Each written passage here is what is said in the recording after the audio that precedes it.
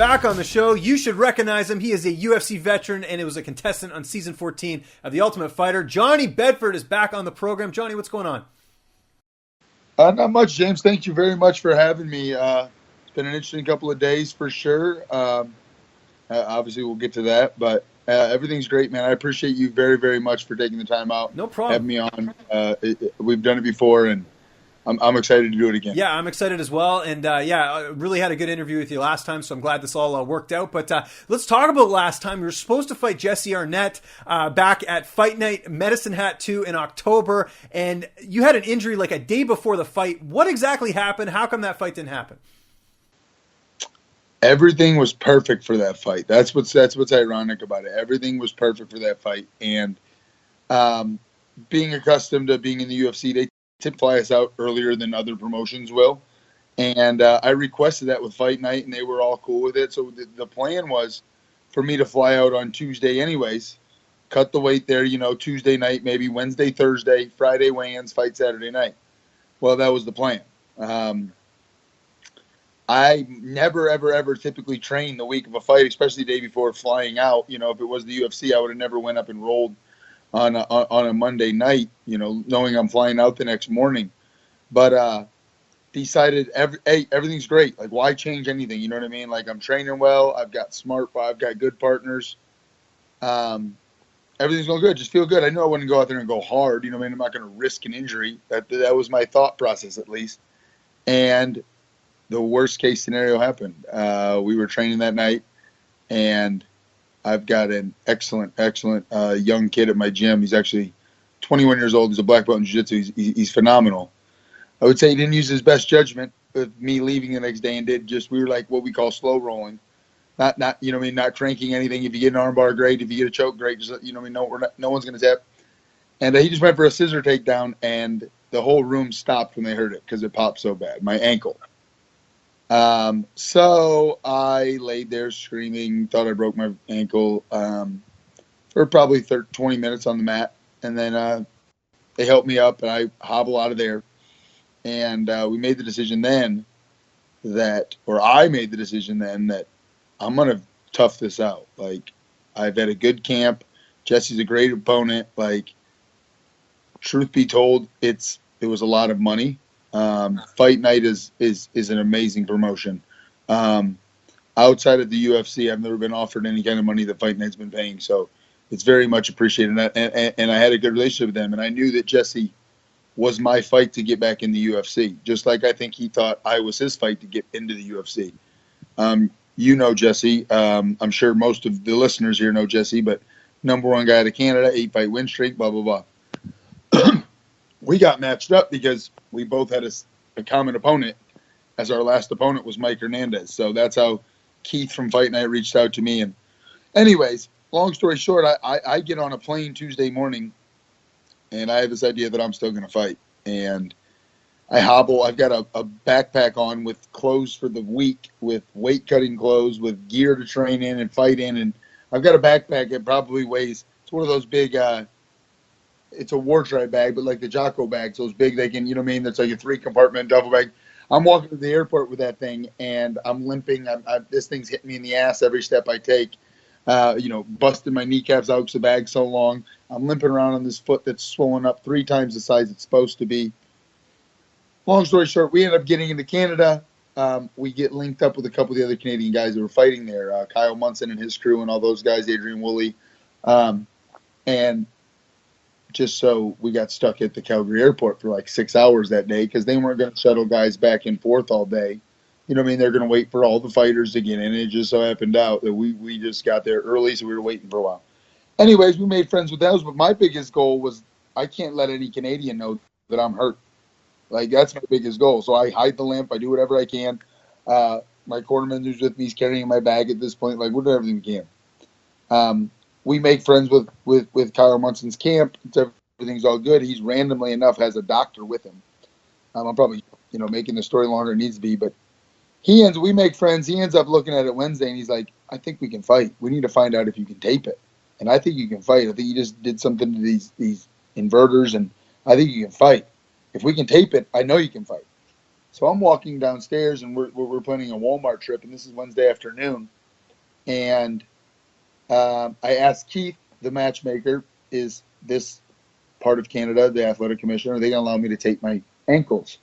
And he thought it was a weird question. He goes, why, I'm not sure. I can find out. Why do you ask? I said, no reason. And, he knew what that meant, but Keith's a cool guy. And Keith went and got me an answer. And I go jump in a truck with Tom, the promoter, and we're going to go to Walmart. I'm going to get some Epsom salt and stuff like that I need for my weight cut. And we're with King Mo and all the guys, and there's like 5 of us in a truck. We go to Walmart. We're coming back. I get back to the hotel. I step out of Tom's truck, and I step down on my foot, and I roll it again, like badly. So I'm hobbling all over, trying to still hide it, right? Like nobody sees me. Like I can play this off. Blah, blah. I hobble past Keith, and at that point, he had already got my answer that I'm allowed to take my ankles. But he knew something was bad at this point. And within the hour of me being in my room, I called my manager and I called my coaches, and I'm like, what do I do, guys? And like, you just got to be honest. So I called Tom and Keith up to my room. I was like, I'll do whatever it takes. I need a paycheck. I'm a single dad now. This is what I do for a living. You guys are paying me a lot of money. You guys have been great to me. I'm going to still fight.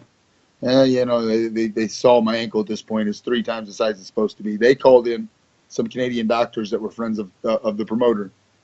And the doctors were in my room for 45 seconds. They said, you're not fighting. So they pulled me. They went and found Jesse and brought him to my room randomly. And what I thought of Jesse before that moment was kind of a loudmouth. Thought he was going to be a good fight, but I thought he was arrogant, I'm sure people have it's the fight game, right? He made, and exactly that. It's the fight game. Because if I was Jesse Arnett, I would have been very upset. You know what I mean? And he sold hundreds of tickets. It's his hometown. It's his in his opinion, it's his ticket to the UFC. He was literally in the sauna when they found him, and it was going so well he didn't stop cutting weight. He actually made weight on Wednesday night to not weigh in till maybe it was a Thursday afternoon, maybe it was a Friday night fight. So, but he was like 24 hours before weigh-ins, he's on weight already. Like, I'm still 15 pounds over because I can't walk, and I haven't started that process yet. Jesse couldn't handle it any better. I mean, I say that, and I will forever respect that man. And becoming his friend for 2 days while in Canada, then I have the most respect for him. I think he's the best bantamweight in Canada for sure. I've researched him more since not even being his opponent. I'm a fan of sorts. And he actually got involved in this little beef we're going to talk about now, just with some comments. And it's nice to see that, you know what I mean, that there's real fighters in this world, man. And Jesse and I have a really similar story. We're exact same build. We're tall, big bantamweights, come from pretty high level wrestling backgrounds that really don't care about wrestling anymore. We want to stand in the middle and see who the tough man is. And we would have had a hell of a fight. And I hope it happens in the future. I am scheduled to fight for Fight Night in June. It's unfortunately not against Jesse Arnett. It's against Josh Hill is the plan right now. There's no contract, but it's 99% sure I'm going to be fighting Josh Hill in June. Obviously 14-2, Ultimate Fighter vet. Only 2 real losses are for World Series of Fighting titles against Marlon Moraes. Yeah, he lost twice to Moraes. And so, and just for clarification, this is the Fight Night promotion in Russia, correct? Because that's who Josh signed with. No, this is Fight Night. This is Fight Night. Okay, interesting. Because Josh announced I was told just last week that's who I'm fighting. It's not going to be Jesse. I guess Jesse and the promotion had a little bit of a dispute. I know nothing about that side of it. I can say that Fight Night, with me being injured, took care of me financially and hospitality-wise way better than they ever needed to or expected to. They're an amazing group of guys. Somewhere along the lines of, I don't know if it was pay or I don't know. But I guess they kind of had a bit of a falling out, and it's my understanding that they're going to let someone else fight in his backyard, and he's going to fight the winner later on for that title. So we'll see. Obviously, that was scheduled originally for April. And so this was probably talked about originally in February. And just not 2 weeks ago when they said, we got some bad news. Tom Fiddler, the owner, he's a successful businessman, and his business is just taking up too much of his time. So he wanted to push it back to June, and they told me to find a fight if you can. You're more than welcome to fight in between. We understand this is what you do for a living. And that's kind of what brought me to this whole fiasco of this Michigan stuff right now that's going on. Yeah, let's talk about this. Cody I have a Stamann. title in Michigan. Yeah, so I have a title in Michigan, and that's where I fought since I left the UFC. I grew up in Toledo, Ohio, or Northwest Ohio, not far from, when I go home to see mom and dad, I fly into Detroit, Michigan. So when I had my first fight outside of the UFC, I went back home and sold a crap ton of tickets and fought back home one more time, fought another local kid that had their belt, had a great fight, ended up knocking him out and taking the belt, and I've been the champ. And the story's probably going to get ever-winded and it'll be long, but I fought 3 times for them. I've finished all 3 guys. I'm just doing what I need to do to get my job back. I spoke the last one. I think I don't want to say wrongly, but I want to say I was unjustifiably cut from the UFC. I have an official record of 2-3-1, and I'll argue to the cows come home that I'm 4-2 in the UFC. We had a really weird incidental headbutt that randomly enough just happened in Hani Yaya's last fight against Joe Soto. They kind of clashed heads. Joe Soto's bleeding all over the place. Hani kind of got stumbled for a second. That exact thing happened in my fight versus Yaya, except I just jumped on him and finished him, and was told by the UFC at the time that you won the fight inside the octagon. And then the official announcement, we all know how that goes. Incidental headbutt, no contest. After seeing a replay 30 minutes later, the right call, but emotions were hot. We were supposed to rematch. I fought Gibson then instead because he pulled out in San Antonio 9 weeks later and got a really, really, really bad TKO loss, early referee stoppage. My name was trending on Twitter that night. Dana White, was talking about it. He hates when refs ruin good fights. That was a fight that I was going to win. And so I'm here, 2 fights 9 weeks apart with a no contest and a loss.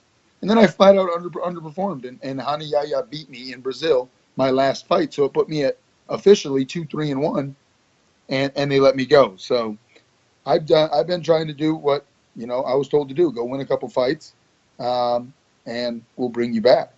And I'm pleading my case. I'm finishing guys. I'm fun to watch. I've got a big mouth, and it works for me up there really well. I say that I'm at least willing to back my big mouth up. There's a group of guys up there that don't seem to have that characteristic trait. But yeah, so when fight night got pushed back, I called the bosses at WXC, where I'm the title holder. Like, let's dust off this belt.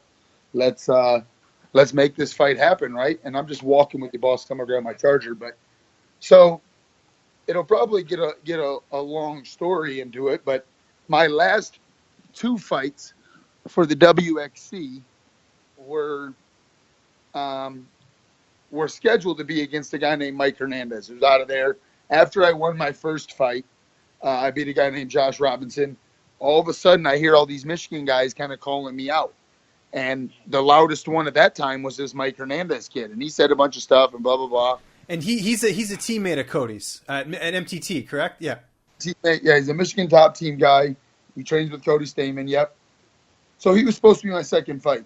And 11 days before the fight, injuries happened. Obviously, we just talked about mine. I'm not going to say he wasn't injured. I'm not going to say he was at the time. I didn't believe him, and I probably said some stuff. And you know what I mean? Like, long story short, I showed up to fight night, and he didn't. I showed up to work. They had the promotion had to find a 21-year-old kid to step up and take his place, who was 3-0. That kid showed up.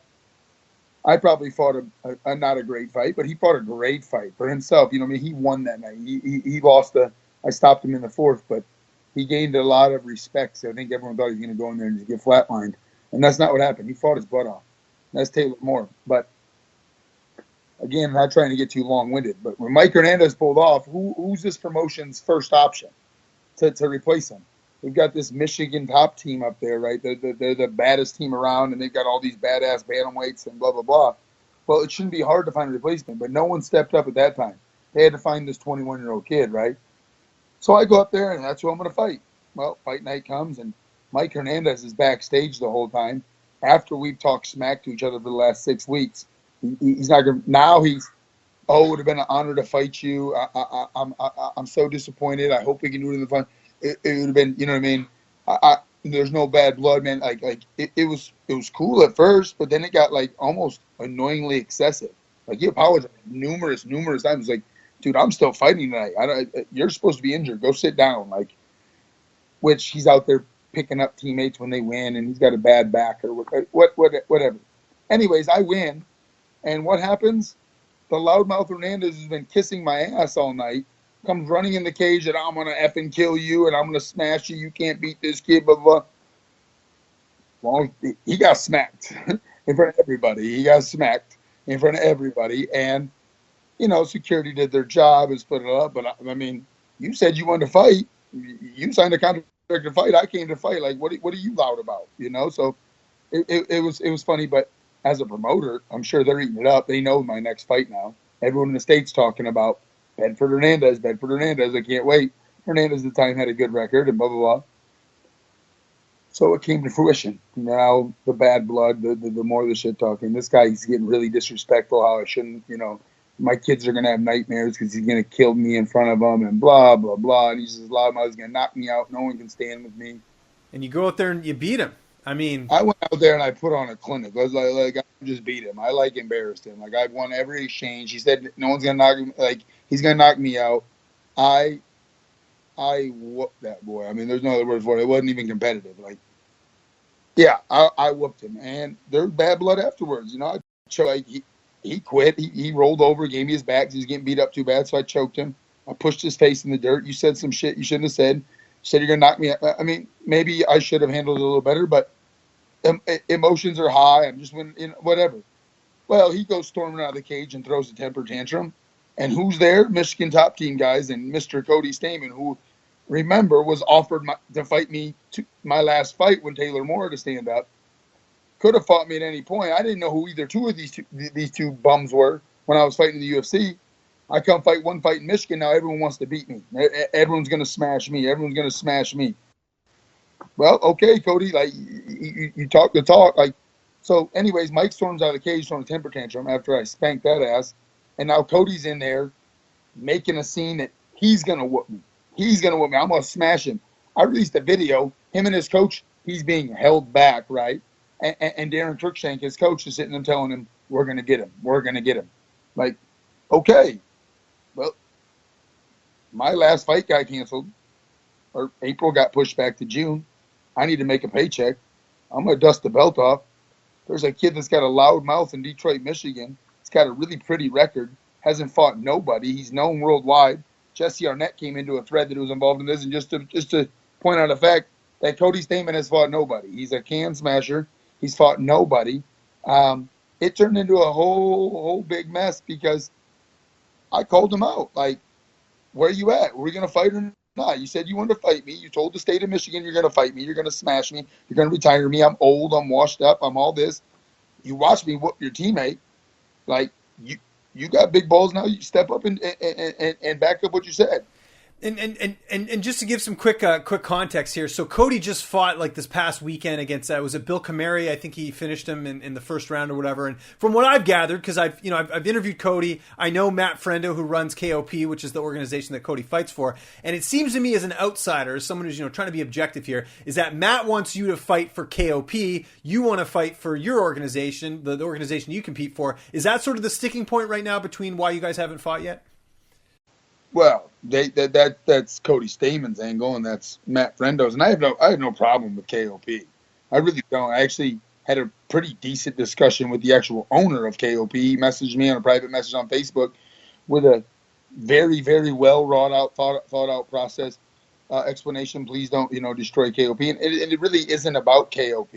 It's about Cody Stamann sat inside of a WXC cage where I have the title for, and threw a water bottle across the state or across the cage at me had to get held back because he wanted to fight me so bad.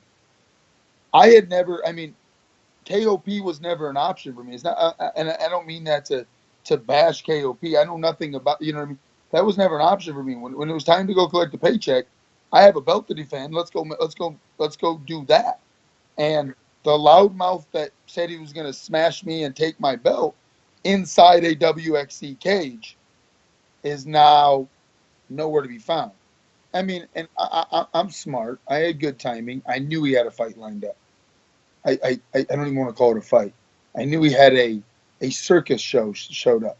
This dude fights bums. He don't fight. He's fought a kid. I'm sorry. I get made fun of. His comment is that I'm old when he's fighting older men than I on 3-fight losing streaks. Because in KOP's terms, they're smart. I would look for a good-looking little kid that has a small town of Grand Rapids that buys 2,000 tickets to come watch him. And I'd feed him circus bums to make everyone think he's the greatest fighter in the world. Why would I not want that as a promoter? This kid's just making you money. So when the whole Cody Stamann, Johnny Bedford fight comes along, KOP's smart. They want to be the one selling the tickets to the show, right? Well, it's Cody's way out. I can't go fight for KOP. I'm on a WXC poster already. I've negotiated 3 of my teammates from Texas coming with me. One's going to whoop his teammate, Mike Hernandez. I'm telling, like, what more do you need? Like, let's do a tag team match if you want. Like, you 2 ladies can come, and me and my 21-year-old kid will come down there, and we'll spank both of you and send you home. But now he's just literally hiding behind a promotion. It's just it's not possible for me to fight for KOP on the 28th, and he knows it. And he's putting out videos, and he's trying to save face, and everyone in the state knows. Everyone, I mean, the people closest to him know. You look like a chump. I mean, I don't want to swear, but you can swear. Like I may be Canadian, but you can swear in here, man. It's all good with me. You know what I mean? Like, you look like a bitch. Is like the best word. Like, I don't even know what other word to say. And he has these analogies, man. He's like, oh, you want to fight me so bad, but it has to be on your terms. Well, no, you said you wanted to fight me, and he used the bully reference. I was like, yes, the bully wants to fight you. You don't tell the bully, well, let's go to my mom's backyard and then we can fight. No, you fight the bully where he's smacking you around. Like, you said you wanted this fight so bad. You said that you were going to smash me. You're going to retire me. I want your head on my trophy mantle. You know what I mean? Like, I'll just put you up next to your teammate. There's a spot on my wall. I'm going to put your head next. Please let me have your 13-1 record on my resume. You haven't fought no one like me. Again, I think he fought the local janitors last fight. Who knows what they're going to feed him next time? Rumor has it they got my boy Chris Gutierrez coming up, I should say. We're coming from Texas, coming up. And I train with Chris once or twice a week. Fought for WSOF. That dude is good. If Cody Stamann fights him, I'll actually gain some respect for Cody Stamann back. Like, as much of a punk as I think he is, he's hiding. He's hiding behind a bush. There's no logical way it can be a KOP. And he wants to use finances, blah, blah, blah. WXC will pay him the same amount of money he makes in Grand Rapids. Because WXC knows they're smart. Everyone in the state's talking about it.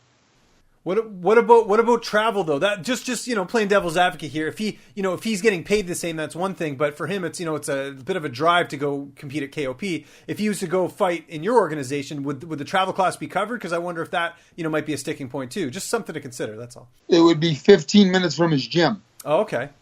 I would fight him in Detroit, Michigan. Oh, okay. I'm sorry. This one's in Ypsilanti, Michigan. He now lives in Detroit because he trains there, but he's from Grand Rapids, 3 hours from Detroit. The western side of Michigan is not Detroit. It's not. They have these small gyms out there, and Cody goes out there and he's their poster boy. He probably makes pretty decent money because I would take care of my poster boy as well. But he's not getting. You're 13-1. Why isn't the UFC called yet? Like, he turned this fight down after saying publicly that he wanted it. I don't know how much more I can do to try to pick a fight. I've released missing persons report when he wouldn't reply to the thing. I saw that on social media. I've released videos of him being held back. I've called him every name in the book. I posted on everything I can do on social media. from maybe smacking his grandmother. I don't know what I need to do to make this guy like grow a set of balls that wants to fight me like he said he did. It's I didn't know Cody Stamann 18 months ago. I smacked around his teammate and he wanted to be tough next. And okay, your name got brought up. Wow, you're 13-1. Wow, you haven't fought nobody. Wow, I'm a horrible matchup for you. There's no way he wins this fight, and everyone around him knows this. I dismantle him. I derail him. The UFC doesn't come calling. He fights one good fighter and gets wrecked. They're not calling. They're not calling now because you're not fighting anybody good, and they're definitely not going to call when you get embarrassed by someone of that caliber. Well, hopefully it works out, Johnny. I mean, this is a fight I think a lot of people want to see. You got the UFC vet in yourself. You got him who's got the good record. I mean, it's one of those fights I think for any fan they'd want to see. But unfortunately, I got to cut you off there because I'm late for my next interview. But where can people find you on social media? And if you got any other thank yous or shout outs, man, the floor is yours. Go ahead. Social media is at Brutal Bedford on Twitter and Instagram. Brutal Johnny Bedford is a Facebook page. The show must go on. I'm still fighting April 28th. I'm going to defend that title. We got a possible opponent in another UFC vet. So a way tougher fight than Cody Stamann ever would have been, which is funny. But anyways, no, James, I appreciate everything, man. I just, it's been frustrating because someone has said some things that he thinks he can beat me. And again, it's all about a business. And he's a good trophy to have. And now he won't let me have it because he's smart.